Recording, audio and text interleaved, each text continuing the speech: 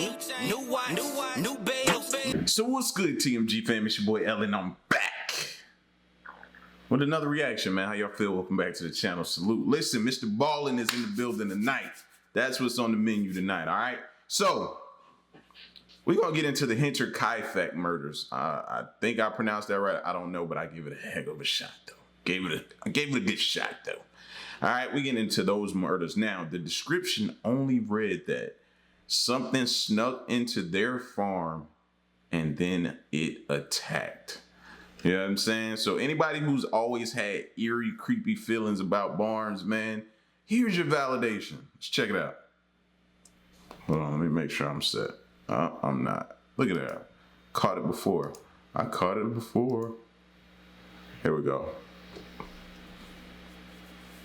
No matter whether you believe this tragedy is the result of something paranormal or something normal and rational and explainable, no matter which way you feel, or maybe somewhere in the middle, the details of the story itself, the actual facts of the story, are horrifying. What actually happened to this poor family in the 1920s it's just one of the more terrifying ordeals that I've ever come across. And it's crazy to me that it's a true story. Without giving too much away, someone or something shows up on this.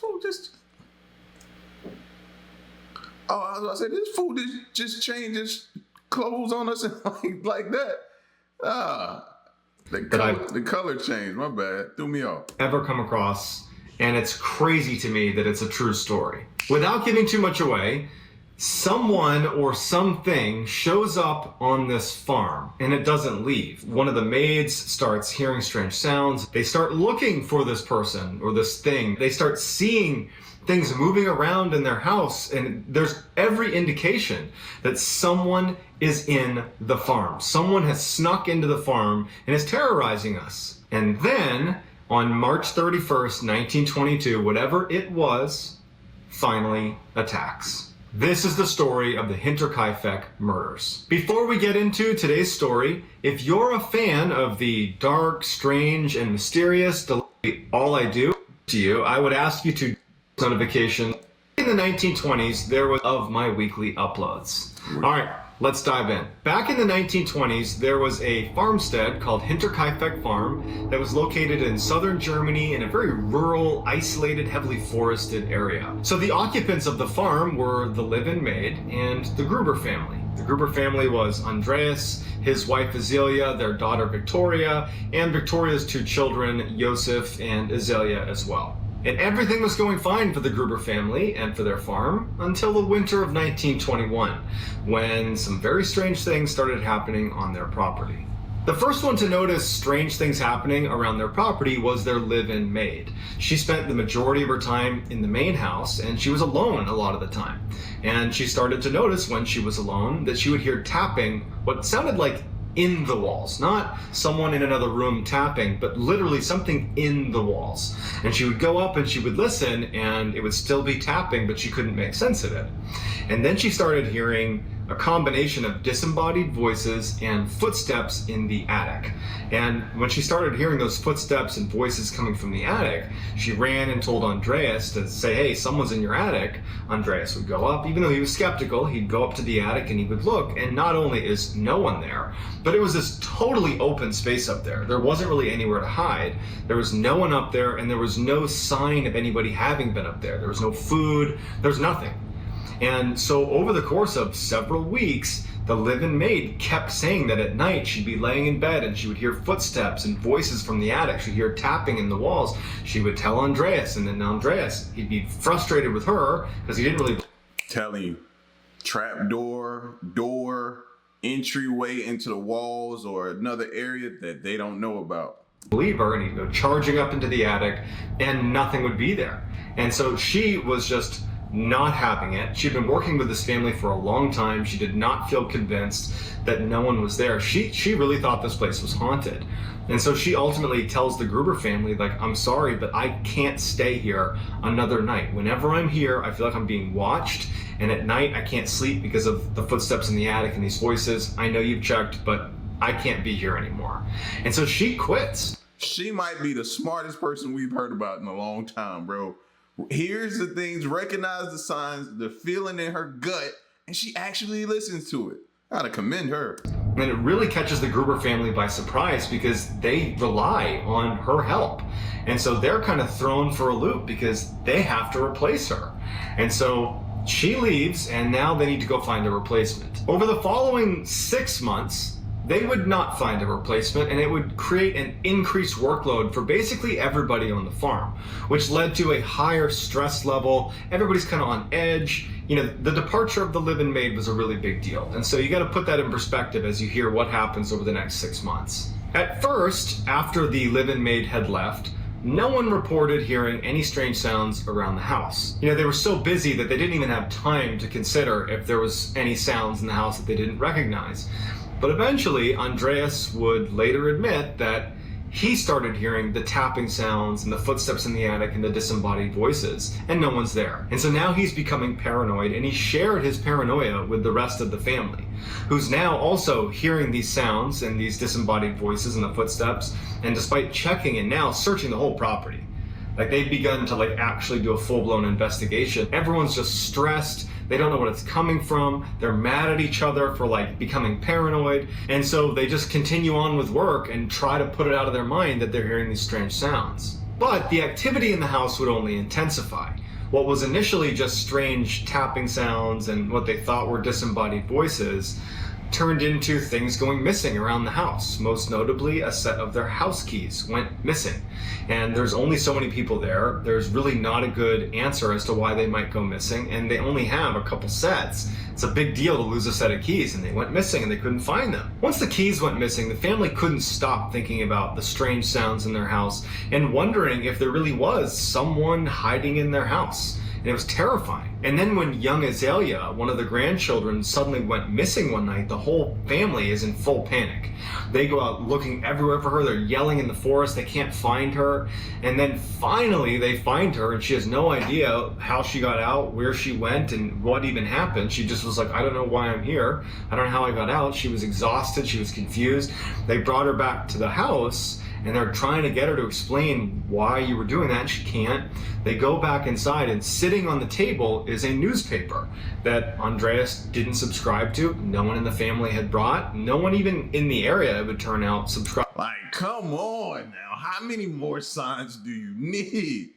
Bro, like, how many? Maid gone. Now everybody else starting to hear it. Things going missing. You come back and you find a newspaper. We would have been gone. Subscribed to this particular kind of obscure newspaper, and it's just sitting in their house. A couple days after that, they noticed that someone had clearly tried to break into their tool shed, which had loads of tools in there, very expensive. There was a lock on the outside, and there was very deep gashes into the metal. It looked like someone had been, hacking away at the lock to try to break it open. But, they're living in a very isolated part of Germany where there isn't much ambient sound.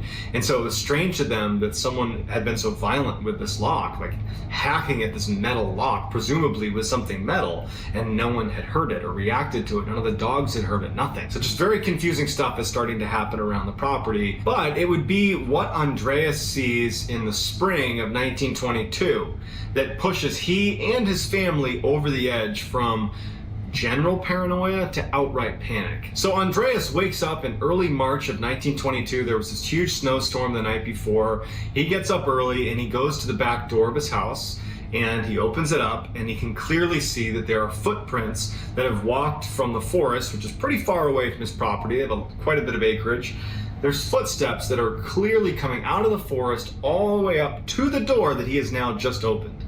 And he's looking down at these footprints, and there's no return set of tracks. And so he's thinking to himself, well, whoever walked up to my house came into the house. So he shuts the door and locks it, and immediately goes and wakes up his family and says, hey, why are there footprints leading up to the back door?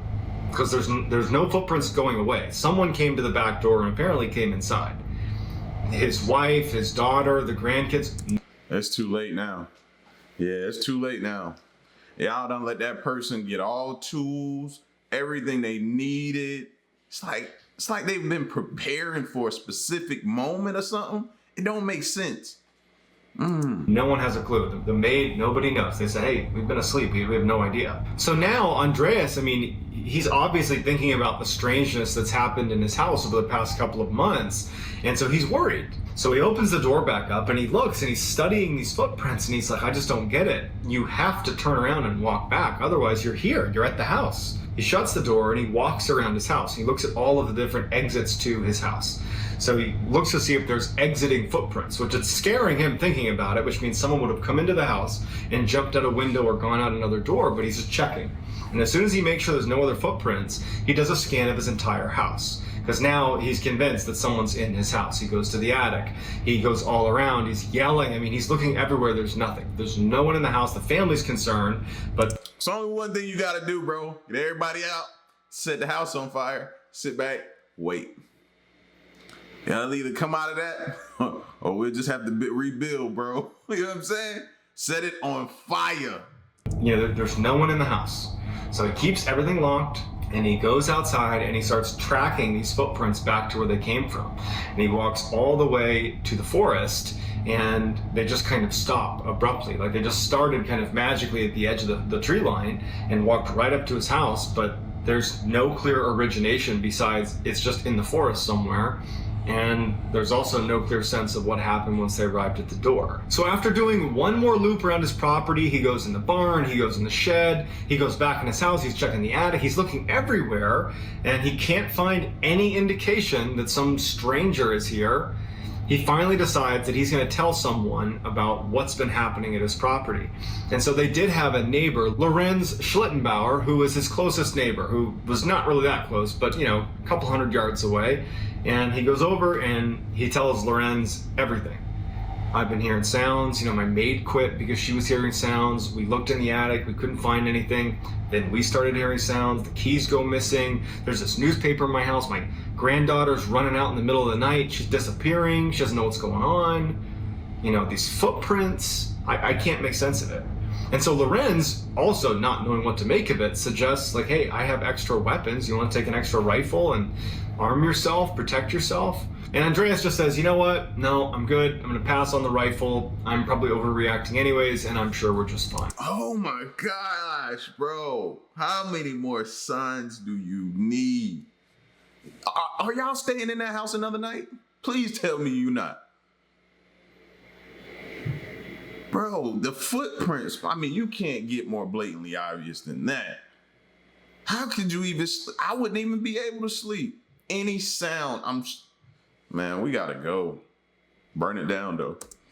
But it would turn out he was not just fine, and he probably should have taken up Lorenz on the offer. So just a couple of days after speaking with his neighbor about the weirdness happening on his property, the Gruber family got a little bit of good news, which was they finally were able to locate another maid, a live-in maid, to come stay with them to replace the one who had left because she believed the place was haunted. And so a few weeks later, on March 31st, 1922, this new maid shows up to Hinterkaifeck. But unfortunately, this would also be the same date a horrible tragedy unfolds at the Hinterkaifeck farm. Over the course of 24 hours, someone or something was in the barn on Hinterkaifeck and was able to silently lure in members of the Gruber family one by one. Without telling anybody else what they were doing, they would walk over almost like in a trance into the barn where they would be struck in the head by something called a mattock, which is kind of like an axe. Blow to the head and they're down. As soon as they're down, whoever was in there, whatever was in there, would take their bodies and move them to the corner and lay them down, kind of square them up against the corner of the barn and then cover them with hay. And then as soon as they were deceased, he would go, whatever it was, would go back and lure in the next person. So over a whole day, each of these members of the family are being lured into this barn where investigators, nobody knows what it was that was luring them in. They weren't scared when they went in. Their guard was down and they would go in and then get hit in the head with this mattock until there was 4 people stacked up in the corner. And at that point, the remaining 2 people on the farm were still in the house sleeping, and whoever was doing this went into the house and used the mattock to end their lives as well. 4 days later, on April 4th, a repairman who was scheduled to come to the Hinterkaifeck farm shows up to repair the feeding machine. He goes to the door, he knocks on the door, and it's locked, and he can see lights on inside, he can hear the dog barking inside, but no one comes to greet him. Now, the feeder was outside of the main house, and it was actually on basically a public area of the farm, so he didn't need them to physically get to the feeder, and he knew how to fix it. So after trying the front door, going to the back door, looking in the windows and seeing lights, hearing the dog, but everything's locked, he just said, you know what, I'm just gonna do the job. So he goes into the area where the feeder is. He does the repair, and as he's leaving, he notices that the dog that was barking, that was inside the house, is now outside the house tied up. And so he goes over to that section of the house thinking, oh, well, now I'll knock on the door. Someone's sure to see me. And again, no one comes to the door. And the back door, that clearly must have just been opened to let the dog out, is locked again. And so he's like, man, that's odd. And so instead of just leaving, he finishes the job with the feeder, and he goes over to Lorenz Schlittenbauer's house, the neighbor, and he says, hey, just so you know, I was just over at the Gruber family's farm. I fixed their feeder like they wanted me to, but no one was there, but maybe somebody was there because the dog was inside, then it was outside.